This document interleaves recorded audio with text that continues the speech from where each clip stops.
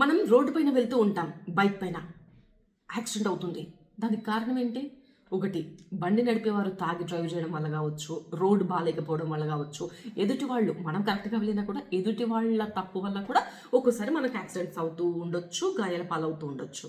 కానీ మన తప్పు లేదు, మనం పర్ఫెక్ట్ ఉన్నాం, ఎదుటివాడు పర్ఫెక్ట్ ఉన్నాడు, రోడ్లు బాగున్నాయి, అయినా కూడా బండి మీద వెళ్తుంటే సడన్గా గొంతు కట్ అయిపోతే అది ఎంత దారుణమైన పరిణామం కదా.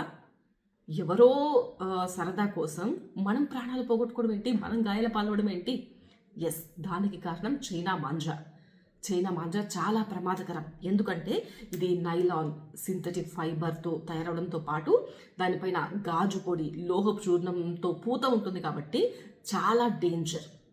ఇలాంటి చైనా మాంజా వల్ల మనుషుల ప్రాణాలకే కాదు, జంతువుల ప్రాణాలకు కూడా ప్రమాదం. చాలామంది గాయాల పాలవుతున్నారు, మూగ జీవాలు గాయాల పాలవుతున్నాయి. కాబట్టి ఇది వాడడం, అమ్మడం చట్టపరంగా నేరం.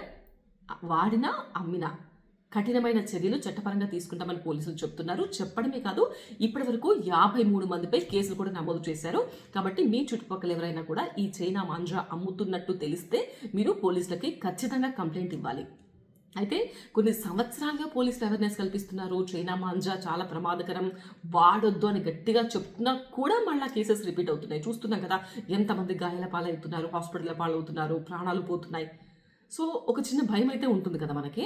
కాబట్టి 2 వీలర్ పైన వెళ్ళేటప్పుడు ఒక చిన్న చిట్కా ద్వారా గాయాల పాలవ్వకుండా ఉండొచ్చు. అదేంటంటే, బైక్ పైన వెళ్ళేటప్పుడు ఒక చిన్న సన్నటి ఇనుప చూపతో ఒక చిన్న వలయం లాగా ఏర్పాటు చేసుకుంటే ఆ మాంజా అనేది మన దగ్గర దాకా రాకుండా ఉంటుంది, మనకు గాయాలు అవ్వకుండా ఉంటాయి. మీకు ఈ ఫోటో చూస్తే అర్థమవుతుంది.